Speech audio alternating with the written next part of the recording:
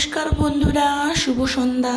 অনেক দিন হলো বাইরে তেমন কোথাও বেরানো হয়নি, তাই আজ ভাবলাম একটু তিন্নি আর আমার ভাগ্নিকে নিয়ে রামসাগর পুকুর পাড় থেকে ঘুরে আসব। তাই যেই ভাবা সেই কাজ, বলতে বলতে আমরা রামসাগরে পৌঁছে গেছি। ওখানে এসে তো তিন্নি কি দুষ্টুমি না করছে, কারো কথা শুনছে না। ওর ছোট্ট ছোট্ট বন্ধুরা এসছে, ও তো এদিক সেদিক পালিয়ে যাচ্ছে। এদিকে তিন্নির দিন স্লাইডে ওঠানামা করছে। বিকেলের দিকে রামসাগরের পরিবেশটা খুব সুন্দর লাগে। সকলে হাঁটাচলা করে, ছোট ছোট বাচ্চারা খেলাধুলা করে। আমরা একটু রামসাগর পুকুর পাড়ে বসছি, আর তিন্নি আর তার দিদিভাই বসে ফটো তুলছে, সেলফি তুলছে। আমিও ওদের সঙ্গে একটু ফটো তুলছি। ওরা কি সুন্দর পোজ দিচ্ছে দেখুন বন্ধুরা।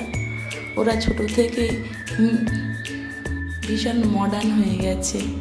এরপর তিন্নির বাবা তিন্নিকে নিয়ে একটু রামসাগর পুকুর পাড়ে চারিদিকটা ঘুরছে, আর তিন্নির দিদিভাইও ঘুরছে ওর পেছন পেছন। বলছে, মানি আমার একটু ফটো তুলে দেবে? তাই ও পোজ দিচ্ছে। এদিকে তিন্নিকে দেখুন কর্ন দোকানের সামনে উপস্থিত হয়েছে। বলছে, মা আজকে কর্ন খাবো।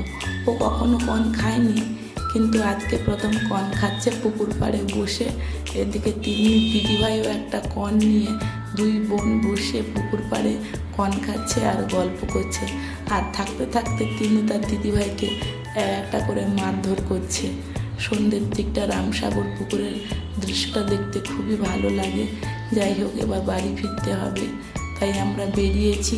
তিন্নিকে দেখুন তার পাপার বাইকে বসে কর্ন তার দিদিভাই খাইয়ে দিচ্ছে। তিন্নি মাঝে মাঝে রেগেও যায় তার দিদিভাই যখন একটা কর্ন খেয়ে নেয়। এরপর আমরা বাড়ি পৌঁছে গেছি। আসার সময় দুজনকে দুটো আইসক্রিম এনে দিয়েছিলাম, ওরা ওটা খাচ্ছে। যাই হোক, আপনারা সবাই ভালো থাকুন, সুস্থ থাকুন।